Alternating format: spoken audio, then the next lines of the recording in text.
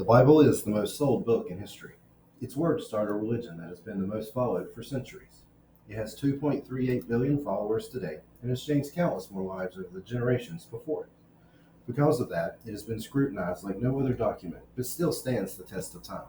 Do not let anyone tell you otherwise until you seek for yourself. Do your research. You may realize the Bible isn't as outdated and disproven as you thought. The real truth is that in 2,000 years of trying to discredit the book, not a game changing fact has been found. Per Wes Huff, the Bible was written by 40 authors on 3 continents in 3 languages. It's an ancient library telling us of Israel's past and of our future. Many skeptics claim the Bible has been corrupted over time, changed in translation. We have none of the original copies. Is that true? Well, we have 6,000 manuscripts to compare. When it comes to Homer, we have less than 10. 10 of Julius Caesar. We have 5 of Aristotle. Do you question that they existed? The Bible has more historical and archaeological backing than any other ancient book.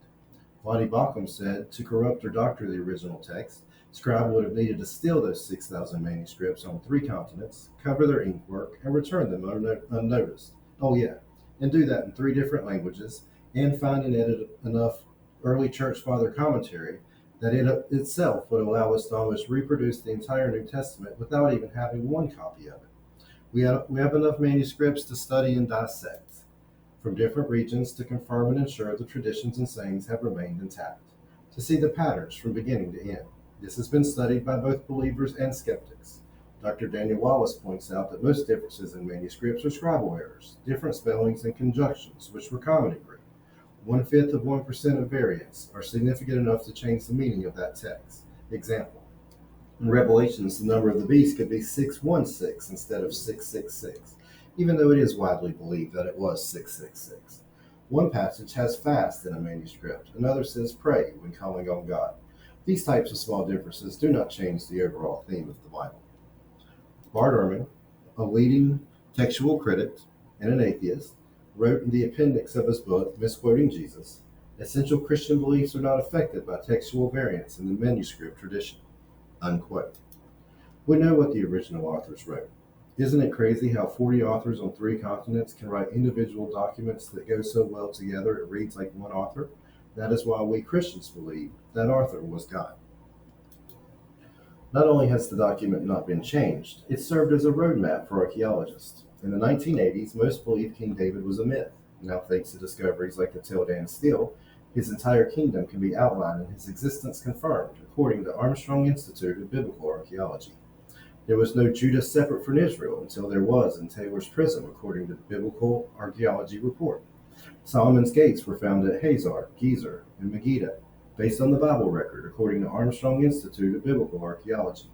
Hezekiah's tunnel was discovered. Sennacherib validates 2 Kings, where Hezekiah gave 300 talents of silver and gold in the Moabite stone.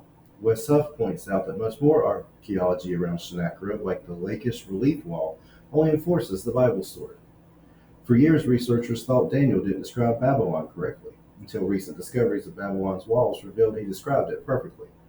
Archaeologists have validated Jehoiakim, Uzziah, and Ahab.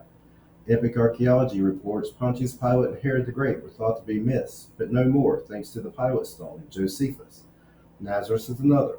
Couldn't find it until they recently did. The Bible is a historical record, not a myth. It's been used as a historical map that's proven accurate more times than not.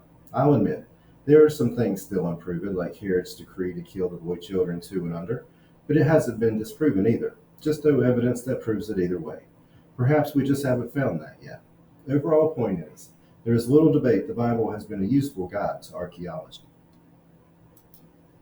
In regards to Jesus being a real human that lived on earth, there are 11 independent sources, more evidence than any other character in history, that Jesus of Nazareth lived and died on a cross at Golgotha. His existence and death on the cross are no longer debated by archaeologists and historians. Quick note on who wrote the Gospels. To me, that's an easy one. Not one manuscript giving any gospel a different author has been discovered. Not one. Why are we making this stuff up? Even early church fathers mention no other authors than Matthew, Mark, Luke, and John. Give me the name of one person who even claims to have written one of the Gospels other than them. There isn't one. J. Barton Payne's Encyclopedia of Biblical Prophecy lists 1,239 prophecies in the Old Testament and 578 in the New Testament, resulting in a total of 1,817 prophecies. These prophecies are scattered along a staggering 8,352 verses. However, it's worth noting that the interpretation of what constitutes a prophecy does differ among scholars. The number could be as high as 2,500 prophecies, and of those, 2,000 have come true as God predicted. It's a little talked about fact concerning the Bible, but do your research and see for yourself. Dig deep into the book of Daniel, the other prophets, and Revelations. It will shock you, and there are more scattered throughout the text. Jordan Peterson called the Bible the first hyperlinked book by how well one passage predicts or corresponds to another, and he is absolutely correct. Science was started by Christians to get a better understanding of the God they believed in. Many of our best scientists in history have believed in God. The focus has just recently changed to a desire to disprove God. That topic is a video unto itself, so I'll spare you a long observation. I will refer to you to any debate by John Lennon in the meantime. Okay, one other thing. I listened to an hour-long speech by Neil deGrasse Tyson. Brilliant man, brilliant astrophysicist. Had no scientific discovery that disproves God. Just an hour-long talk about how educated people are more likely to not believe in God.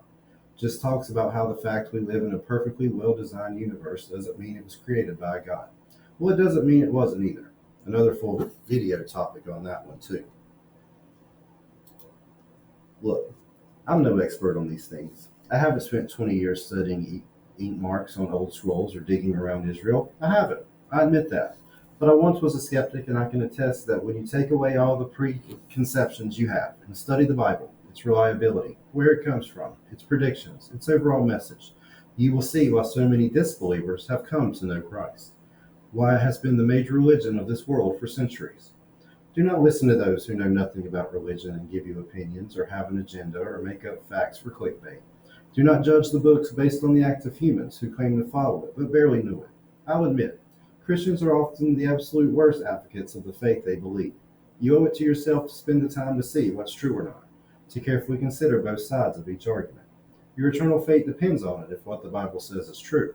And after my own careful research spanning over several years, I believe it is. And I believe that you will too.